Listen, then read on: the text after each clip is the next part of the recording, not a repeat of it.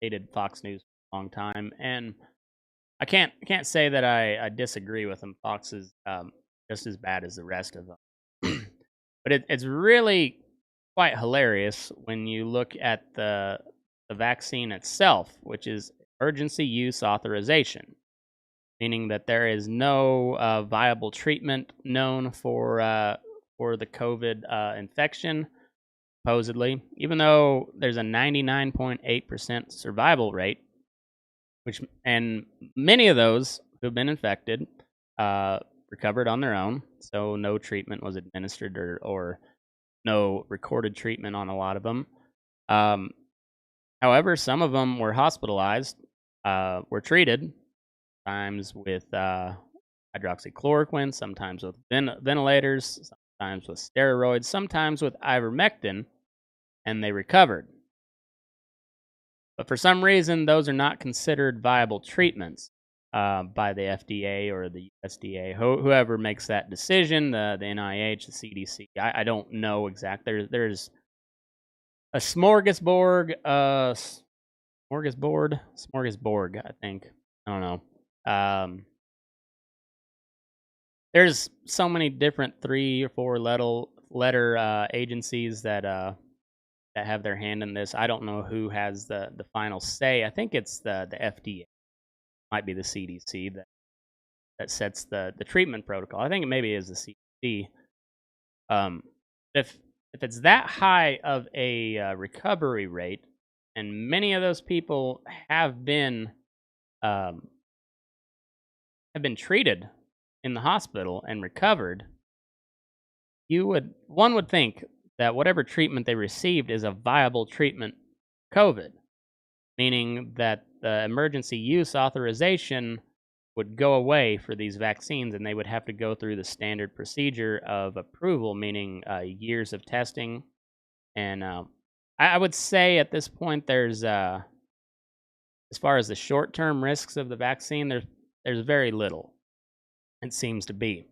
The efficacy, well, initially they said it was really good. Now it's starting to show that maybe it's not so much.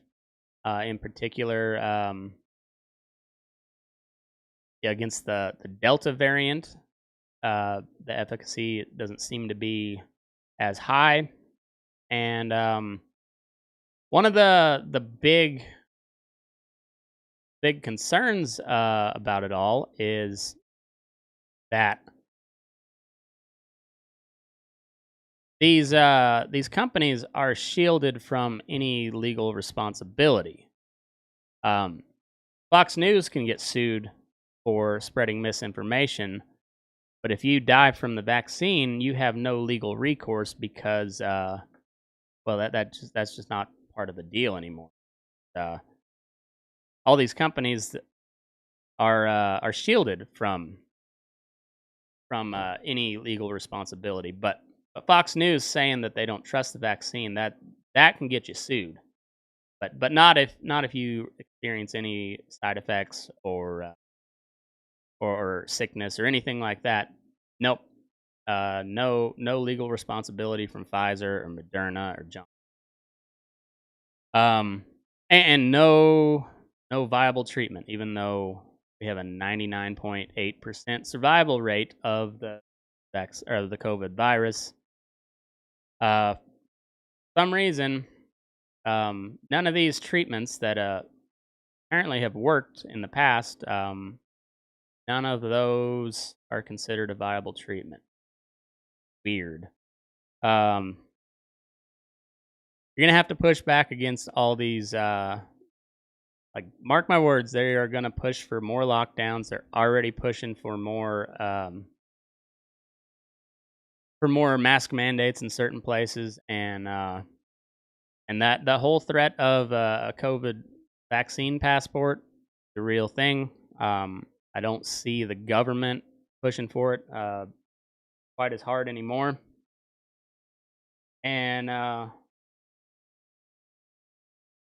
yeah, but they're going to lean hard on private businesses more than anything. It's going to be big multinational corporations. Um, event venues, ticketing services, airlines, uh, and then not to mention they're gonna tell Facebook, YouTube, Twitter, Instagram, all these social media platforms. They're gonna tell them which posts to flag for misinformation, and also, uh, should you spread misinformation, like I have been supposedly guilty of on YouTube. I've had 3 videos nuked. Um, this one will probably get nuked too. And if that's the case, then my main YouTube page will be permanently banned. So that's neat. And that's strictly for reporting what I've heard in the news. Some speculation, uh, but it's all based off of what I have read in the news, read and heard. So, like I said, the government will take as much power as you let them. They will go just as far as you allow them to go. So if you don't push back against the mask mandates, don't push back against the mandatory vaccine push, and you don't push back against the censorship, well, they're just going to keep at it. So stay hooked on that one. Next up, let's go to the January 6th Commission. Um, I'm not a fan of any of these commissions. Um, it's basically just it's political theater. Uh, think back to the Benghazi hearings. Trey Gowdy, he's like a conservative rock star. You know, everybody liked Trey Gowdy because boy, he'd get in front of a committee and he'd make people look foolish. Boy, he'd just grill them, and boy, he's just a tough guy. But nothing ever come of it. This is going to be another case of that. Earlier last week, there was two members of the Republican Party that were slated to be on the January 6th Commission. Jim Jordan from Ohio and some dude from Indiana. They're both big Trump supporters. And old Nance Pelosi, she vetoed them. And Kevin McCarthy, who's the House Minority Leader, threatened to pull all of the Republicans off that commission. I don't know what good that would do. Once again, it's all political theater, but it's a bipartisan political theater now because even though Jim Jordan and the dude from Indiana are not on the panel anymore, we got Liz Cheney and Adam Kinzinger, 2 turds. Liz Cheney, if you remember, the single House member from the state of Wyoming. He represents the entire state of Wyoming for the House of Representatives. Daughter to real life Bond villain Dick Cheney, who once shot a guy in the face while he was quail hunting in Texas and got away with it, and actually got apologized to by the guy he shot in the face, if you remember way back when. Yeah, Dick Cheney. What a guy.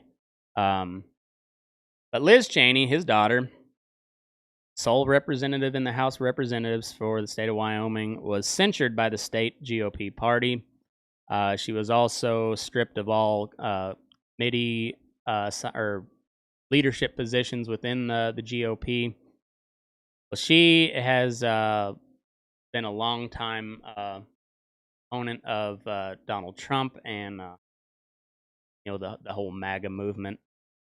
Yeah, her dad's one of the biggest warmongers in the history of the United States, and she's not much different. Allegedly, she has a vagina. That would be about the only difference I can tell. And then Adam Kinzinger, who was I think he was kind of a Trump guy until things got a little testy. Now he's been a very outspoken critic of the Trump administration, the Trump movement, and has really come hard against this January 6th riot, which they keep calling an insurrection. A deadly insurrection, they called. If you remember right, the only only person that died in that actual riot was Ashley Babbitt, protester who was shot in the neck by Capitol Hill police. So you you can expect a whole bunch of bullshit from this January 6th mission, and you can expect a push for greater domestic surveillance. Oh hell, the Capitol Hill police, who doesn't matter which side of the equation you look on at January 6th, Capitol Hill police has been widely widely criticized as being incompetent, inept, and ineffective during that particular day. But hey, let's give them more money so they can be incompetent, inept, and ineffective, but with a bigger budget. And with that bigger budget, they have opened offices in California and Florida now. San Francisco and I think Tampa is where they opened up their other office. So that would be like Lyon County, Nevada. Um, you know, there being a, a riot at say Lyon County, you know, city hall, not city hall, but like the county offices. You know, they decide to implement a mask mandate. This is all hypothetical, mind you. And I'll throw myself in that. If that comes to be the case, if Lyon County requires a mask mandate, I will be one of the first people at the county offices or wherever protesting against it without a mask. And should that protest get out of hand and somebody storm inside the county buildings, and there's a big to do like there was at the the U.S. Capitol building, and somebody gets shot in the face because of that. Well, now we're gonna have a bunch of meetings and hearings, and now the Lyon County Sheriff's Department decides, well, we gotta. Some of these protesters were from out of state, so we gotta do a further investigation, and we need more money. And now we're going to open satellite offices in, say, Park County, Utah, and you know, American Falls, Idaho. I can guarantee you, the government, whether it be the city or the county or the state of Idaho, will tell the Lyon County Sheriff's Department to go ahead and fuck themselves. Same way that Park County, Utah would tell Lyon County, Nevada, like, no, that is beyond your jurisdiction. You have no say here. You have no jurisdiction. You have no authority here. Much like the Capitol Hill Police, your jurisdiction is Capitol Hill in Washington, D.C., not San Francisco, not Tampa, not California, not Florida, not Colorado, not Nevada. Even though you have members from all of those states, your jurisdiction is Capitol Hill, Washington, D.C. Is say that's an overreach and abuse of power is one of the I'd say the understatement of the year, but there's been far too many. It is a huge huge abuse of power, and I don't see how it's any way constitutional or legal in any way, shape, or form. But that's happening, and all of this stuff ties in. The all the riots and the protests from last summer. The George Floyd thing was kind of a straw that broke the camel's back. Nobody paid any attention to the frustrations from people being locked in their house for months on end. There's no mention of that in the mainstream press about these tensions from lockdowns, government-imposed lockdowns.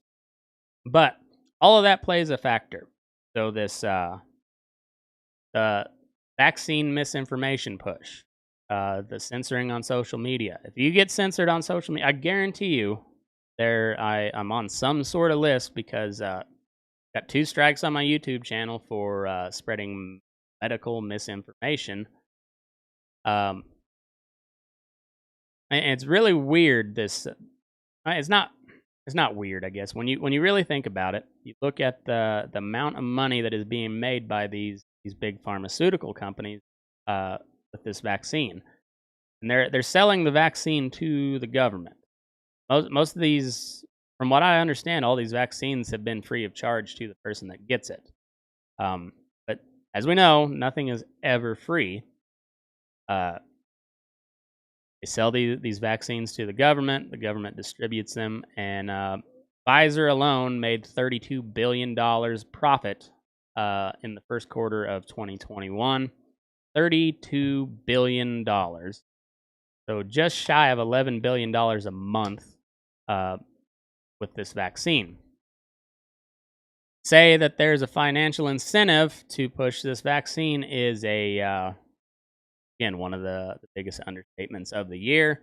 And you look at who Big Pharma gives money to, they don't discriminate. They Biden, Republicans, they give it to Democrats. And I'm sure if there was any sort of libertarian elected official that was willing to listen to Big Pharma, they would give money to a libertarian candidate as well, because they don't care about party, they care about profit. And it's all cui bono. Who benefits? Big pharmaceutical. You look at the WHO last summer, they changed their definition of herd immunity from, I forget what the percentage, I think it was something like 60 or 70% of the people receiving immunity from prior infection or vaccination, to changing it to just through vaccination. They are not considering a prior infection and the antibodies that the natural immunity that you get from contracting the virus and then recovering from it, which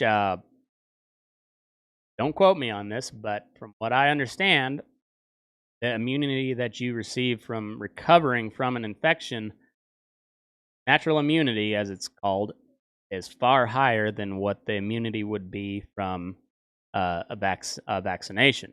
And we're starting to see that. Let's wasn't on my list, but let's talk about the Texas Democratic legislators that fled the state of Texas in order to stop a vote on these new voting restrictions. So I haven't looked into what all it is, and I'm sure there's some stupid bullshit in there as well. There always is. All you folks that are diehard Republicans, more power to you, I suppose. But just remember that the Republicans are shady as shit too. The two major parties are pretty much one and the same, and they set the guidelines of what we argue about. We talked about it on military bull session the other day. Republicans say we need a 35% top marginal tax rate, while the Democrats will say, no, you guys you're killing people. We need 39%.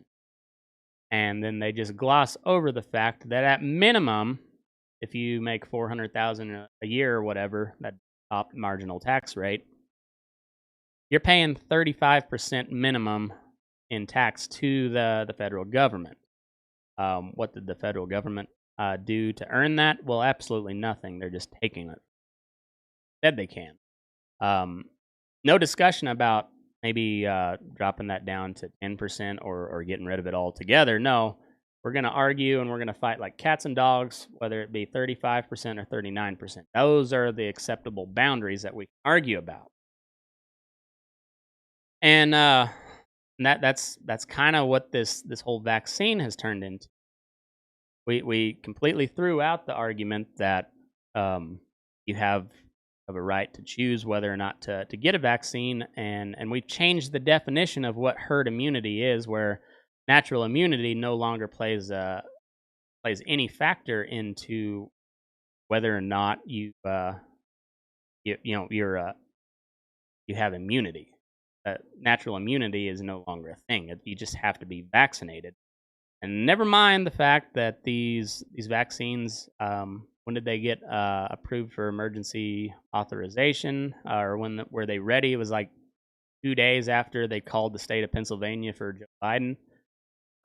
conveniently, Trump was the one that pushed these through, and it's really weird the conservative argument.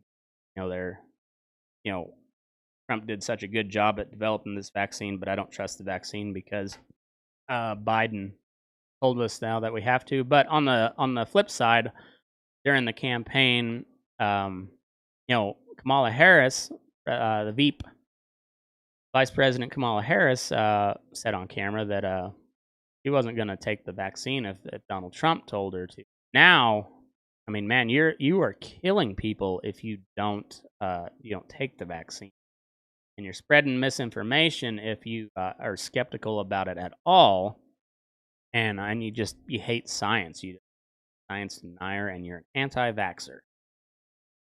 Um, all of that plays into the January 6th Commission, domestic surveillance, this push towards combating so-called domestic extremism. If you want to say, hey, let's pump the brakes on this. Let's make sure this thing is actually safe. Let's study some long-term effects of the virus or the vaccine, which we have none because it hasn't been long-term yet.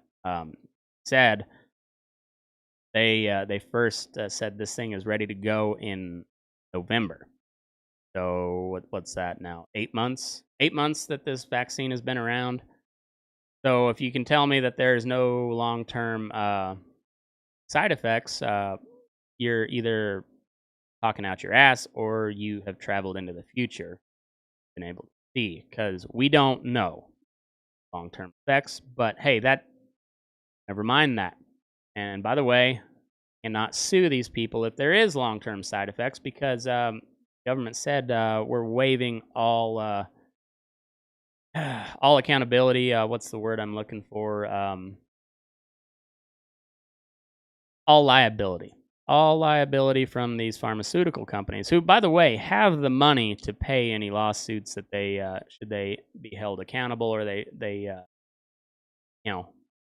should they have any liability. If they did, they have the money to pay. These people make billions upon billions of dollars every year. As I go back to it, Pfizer, $32 billion in the first quarter of 2021 profit, not revenue, profit.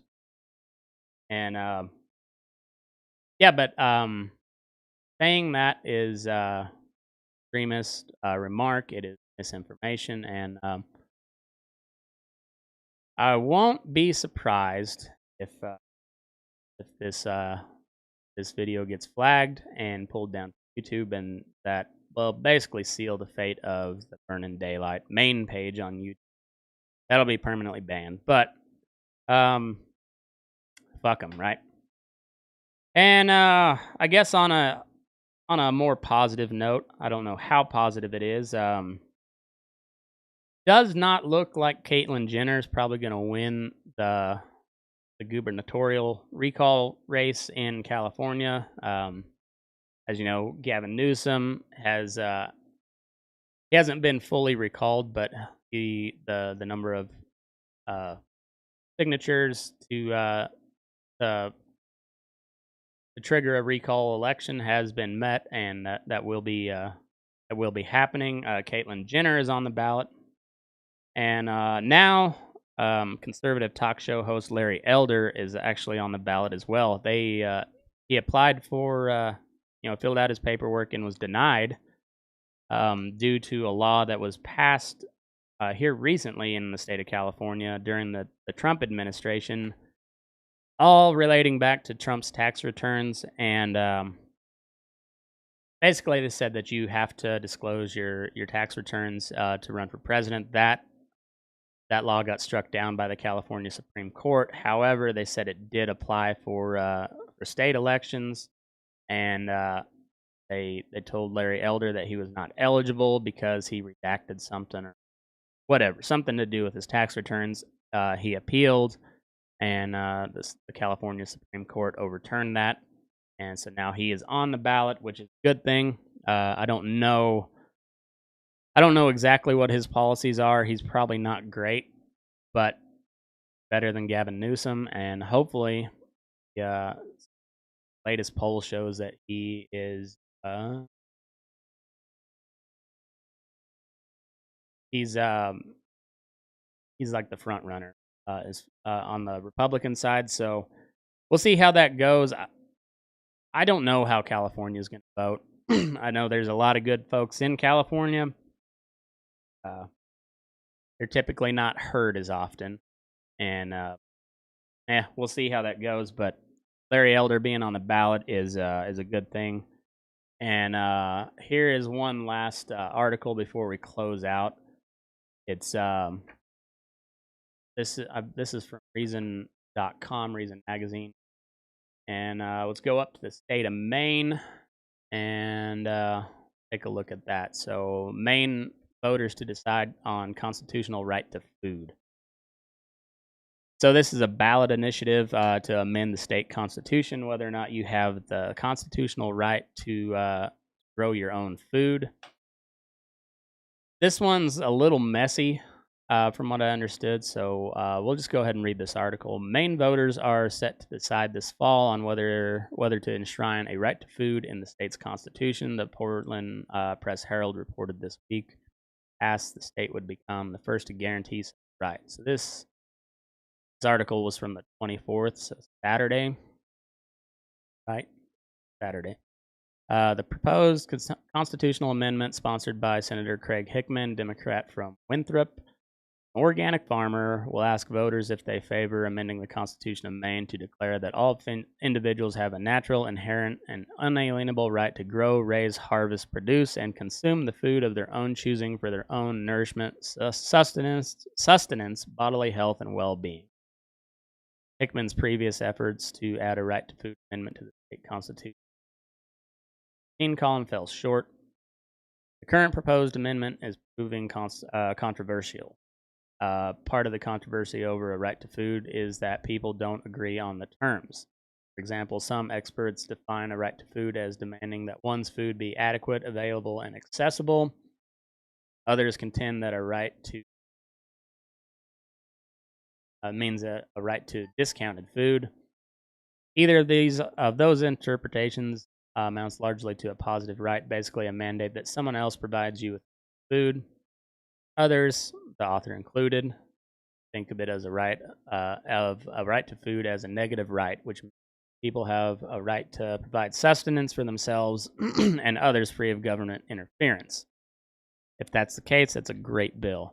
In May, as Maine's House Representatives greenlit sending the right to food amendment to the voters, State Representative Margaret O'Neill, Democrat from Biddeford, a supporter of the bill, told Maine Public Radio that her bill recognizes that food is foundational to life, and food freedom is really the freedom to grow, prepare, and consume food. Representative O'Neill's about a right to food tracks closely with her own. Typically define food freedom as a person's right to grow, raise, produce, buy, sell, share, cook, eat, and or drink the foods of their own choosing. That's the article here. But the chief controversy over the ballot measure involves the language of the proposed amendment and the likelihood that it will spur a host of court challenges. Prospect everyone's agree on. Indeed, while critics contend the amendment could spur litigation, supporters do too. Both Senator Hickman and a GOP colleague who supports the bill, State Representative Billy Bob Falkingham, a Republican from West Harbor. Billy Bob. Didn't know there was any Billy Bobs up in Maine. If he's a Southern trans. They noted they expect pushback from corporate farming interests. In this way, both critics and supporters of the right to food amendment are correct. While I love the language in the ballot measure, and I think it would likely improve any state constitution to which it was added, so I would improve upon it further, including by ending the text after the word choosing. That's not the language that would, in fact, be if Maine voters approve this measure. In fact, if approved, the state constitution would be amended to declare that all individuals have a natural, inherent, and unalienable right to food, including the right to save and exchange seeds and to grow, raise, harvest, produce, and consume food of their own choosing for their own nourishment, sustenance, bodily health, and well-being. 2016, Andy O'Brien, then editor of Maine's Free Press, cautioned that the proposed amendment, which contains similar language pertaining to seeds as found in the current version, could bump up against contracts signed by Maine farmers to protect the intellectual property of makers of seeds, particularly GM. Notably, Maine state constitution, like the U.S. Constitution, prohibits the passage of laws that impair the obligation of contract. So basically, what they're saying here is this is a very direct attempt to take on Monsanto. All your big like DeKalb, Monsanto. I don't even know. They all those major ag companies bought and sold, merged so many times. I don't do anymore. But basically, when you buy Monsanto seed, you sign a contract that you know the seed itself is the intellectual property of Monsanto. You can't give it away.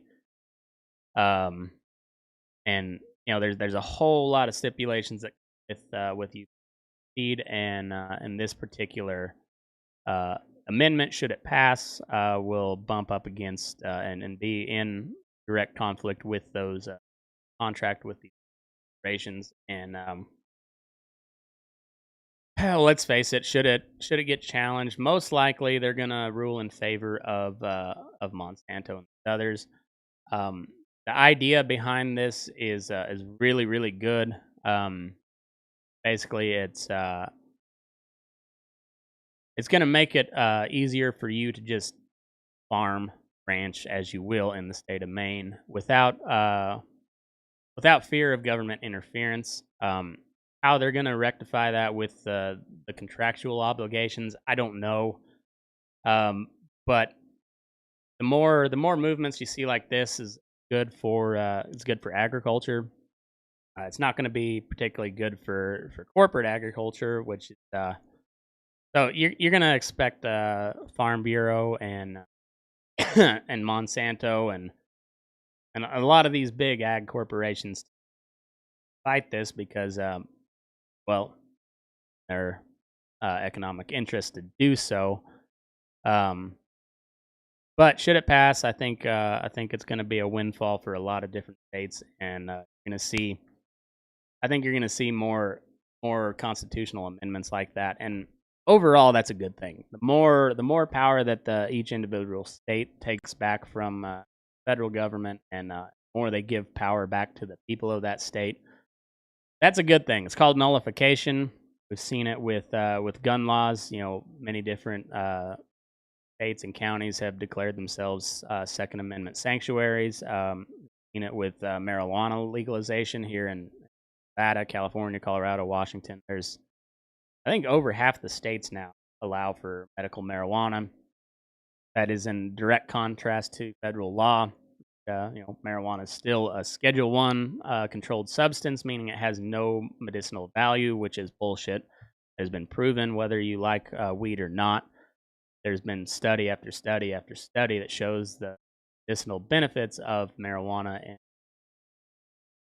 and this in this particular case, it's nullification. So it's taking back power from the federal government, bringing it back to the states. I think we need to see more of that, not only on marijuana, on guns, but as education, everything else. But particularly if they're gonna require masks in schools again, which is starting to look like they will. Even though right now that's in contrast with the CDC guidance. Um, that I just don't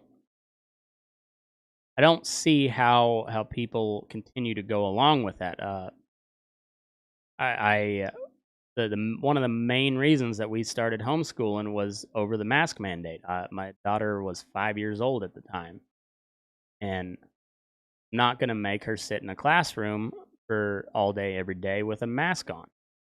She's 5 years old. She is statistically has almost zero chance of dying from COVID. Very little chance of even having any symptoms. They might get sick, but there's been almost no cases of kids dying from being infected with COVID. and it's been shown that if you're asymptomatic, you probably are not spreading it.